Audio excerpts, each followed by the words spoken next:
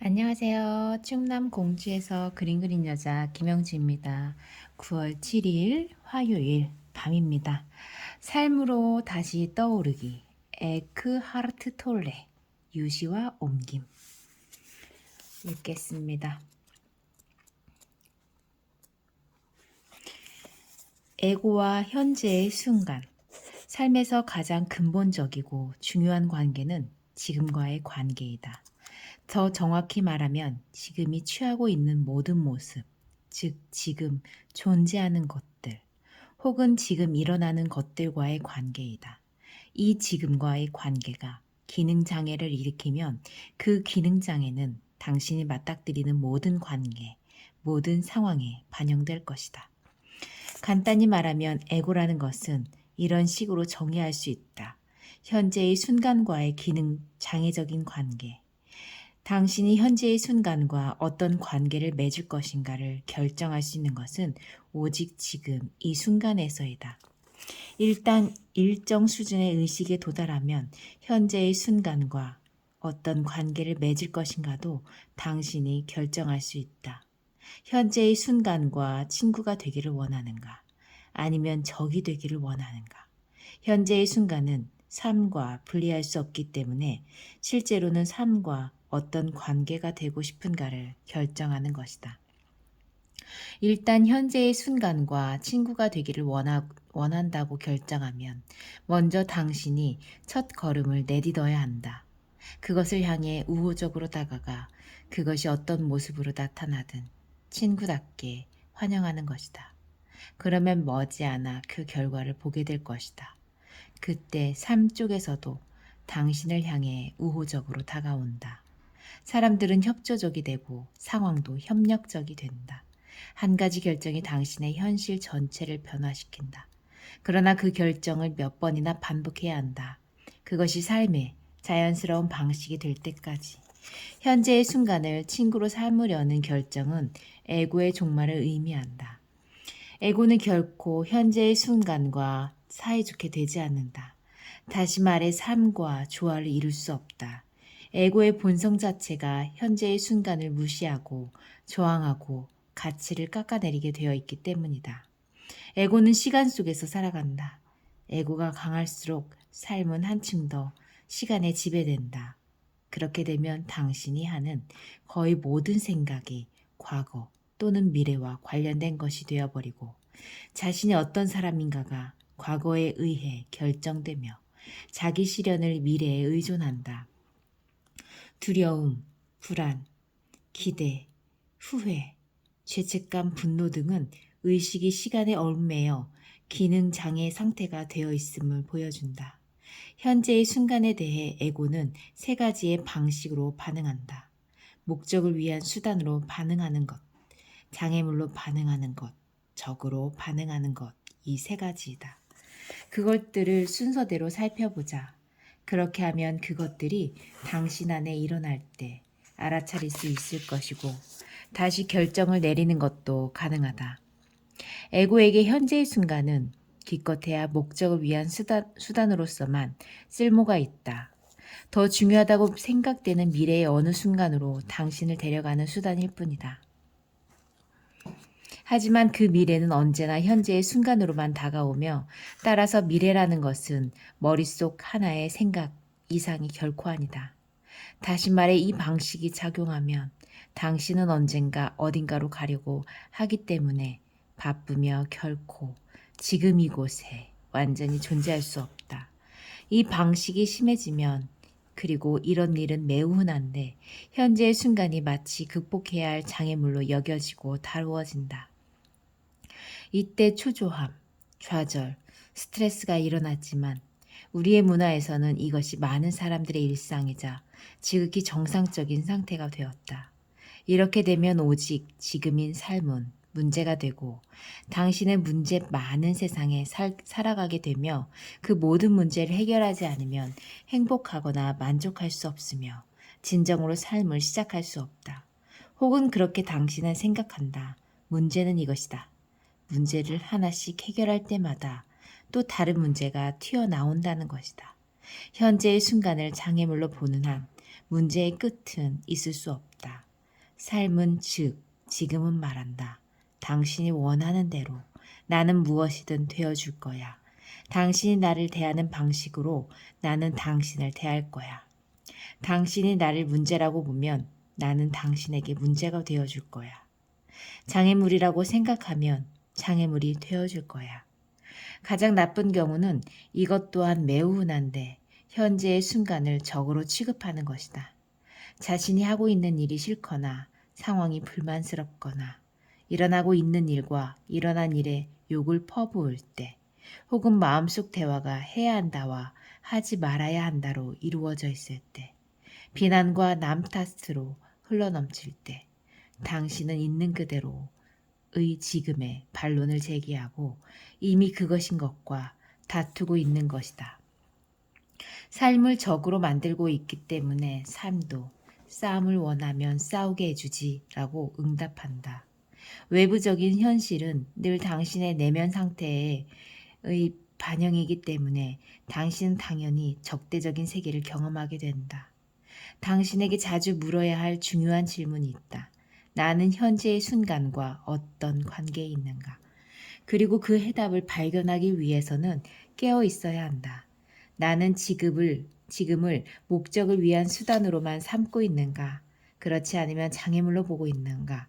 나는 혹시 그것을 적으로 취급하지는 않는가?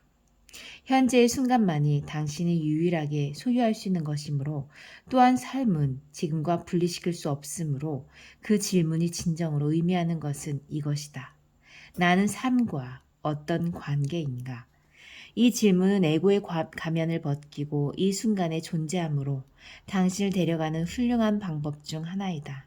이 질문이 절대적인 진리를 표현하고 있진 않더라도 궁극적으로 나와 현재의 순간은 하나이기 때문에 올바른 방향을 가리켜 보이는 유용한 표지판이다. 더 이상 필요 없을 때까지 몇 번이나 이 질문을 스스로에게 던져봐도 좋다. 현재의 순간과 기능장애를 일으키는 관계는 어떻게 하면 극복할 수 있는가?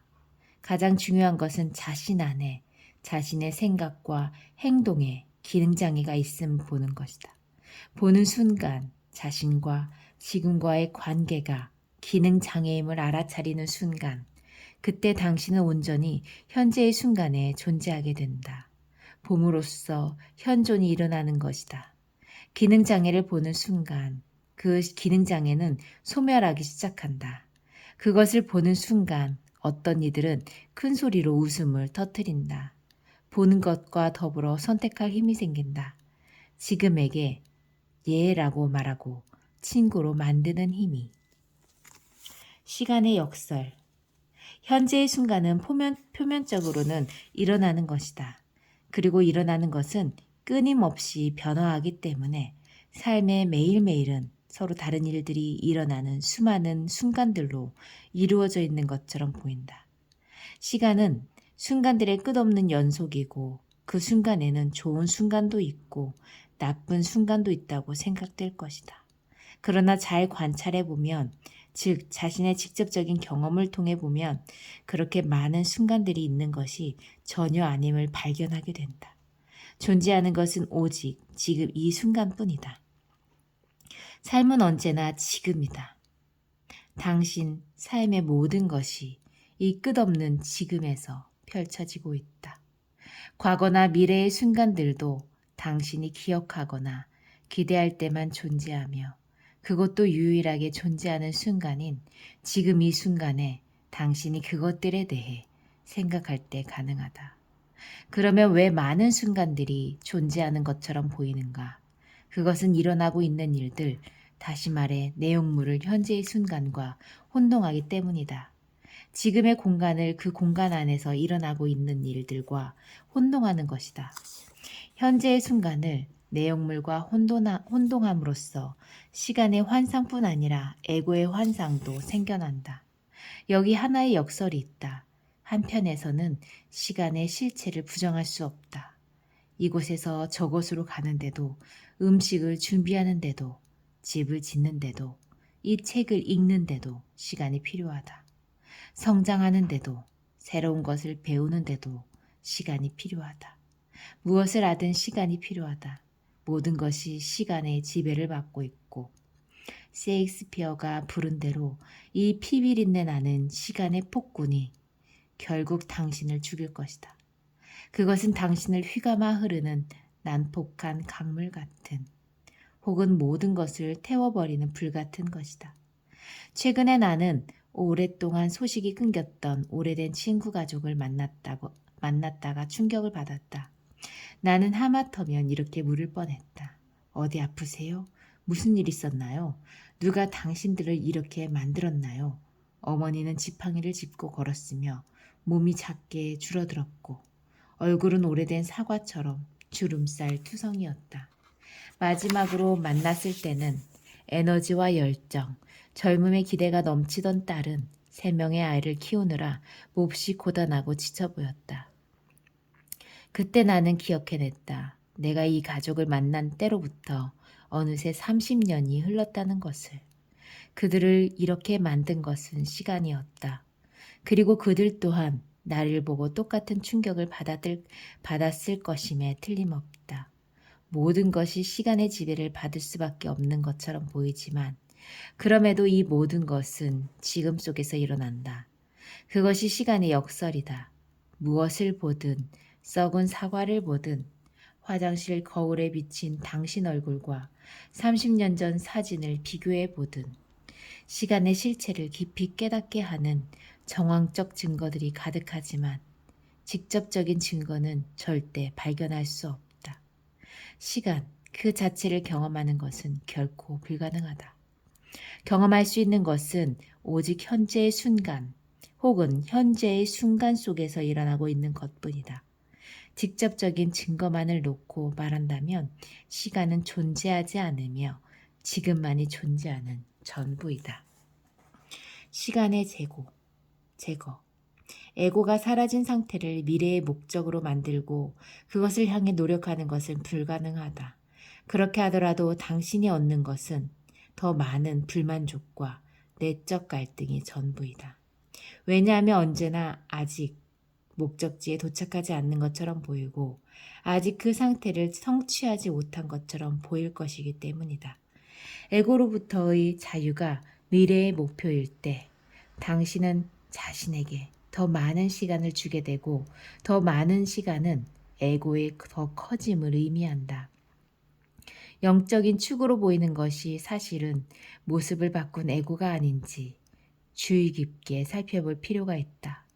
자기를 제거하는 것이 미래의 목적이 되면 자기를 제거하려는 그 노력조차 자기를 더 커지게 하려는 위장된 축일 가능성이 있다. 자신에게 더 많은 시간을 주는 것은 정확히 말하면 자신의 자아에게 더 많은 시간을 주는 것이다. 이 시간은 과거와 미래이고 마음이 만들어낸 거짓 자아인 에고가 살아가는 데 필요한 먹이이며 그 시간은 당신의 마음속에 존재한다. 저 바깥에 있는 객관적인 실체가 아니다. 시간은 감각에 의한 인식을 위해 필요한 현실적인 목적에 없어서는 안 될 마음의 구조물이지만 자기 자신을 아는 데는 최대의 장애이다. 시간은 삶의 수평적 차원, 현실의 표면층이다. 그러나 삶에는 깊이라는 수직적 차원도 있다. 수직적 차원에는 오직 현재의 순간이라는 입구를 통해서만 접근이 가능하다. 그러므로 자신에게 시간을 주는 대신 시간을 제거해야 한다. 의식으로부터 시간을 제거하는 것은 에고를 제거하는 것이다. 그것만이 유일하게 진정한 영적 수행이다. 시간의 제거라고 말할 때 시계로 재는 물리적인 시간은 물론 아니다. 시계의 시간은 약속을 하거나 여행 계획을 세우는 것 같은 실질적 목적을 위해 이용되는 시간이다. 시계로 계산하는 시간 없이는 이 세상에서 거의 살아갈 수 없다. 우리가 지금 말하고 있는 것은 그 시간이 아니라 심리적인 시간의 제거이다. 심리적인 시간이라는 것은 에고의 마음이 과거와 미래에 끊임없이 사로잡혀 있는 것이다. 피할 수 없는 현재 순간의 본래 그러함과의 조화 속에서 삶과 일체가 되는 것을 마음 내켜 하지 않는 것이다.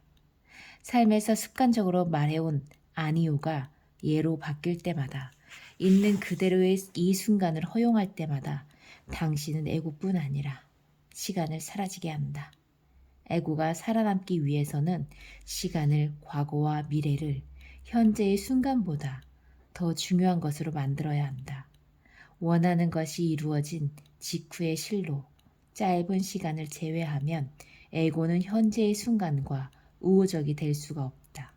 게다가 어떤 것도 애고를 긴 시간 만족시킬 수 없다. 애고가 삶을 지배하고 있는 한 불행해지는 두 가지의 길이 있다.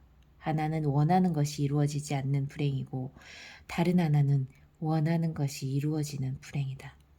존재하는 것은 모두, 혹은 일어나는 일들은 모두 지금이 취하는 모습들이다. 당신이 내면에서 그것에 저항하는 한 그 모습들은 바꿔 말해 세상은 돌파할 수 없는 장벽이 된다. 그 장벽은 모습을 초월한 당신 자신으로부터 당신을 분리하고 형상 없는 한 생명으로부터 당신을 분리시킨다. 형상 없는 한 생명이 당신의 본래의 존재이다. 지금이 취하는 형상의 내면으로부터 긍정을 말하면 그 형상이 형상 없는 세계로의 문이 된다. 세상과 신 사이의 분리가 사라진다. 한 생명이 이 순간에 취하고 있는 모습에 반발하고 지금을 수단, 장애물, 적으로 여기면 형상으로서의 정체성, 즉 에고를 강화하게 된다. 그렇기 때문에 에고의 반응성이 있는 것이다. 에고의 반응성이란 반응에 중독되고 무반응하지 않는 것이다. 이 순간의 형상에 반응하면 할수록 당신은 더 많이 형상에 붙잡히게 된다. 형상과 동일화되면 될수록 에고가 강해진다. 그때 당신의 존재는 형상을 통해 더 이상 비쳐나오지 않거나 아주 희미하게만 나올 뿐이다. 형상에 대한 무저항을 통해 당신 안에 형상을 초월한 것이 나타난다. 그것은 모두를 아우르는 현존으로서의 나타난다. 단기간에 소멸하는 형상, 정체성보다 훨씬 더 위대한 침묵의 힘이다. 그리고 형상 세계에 어떤 것보다도 더 깊은 당신 자신이다. 오늘은 여기까지 읽습니다.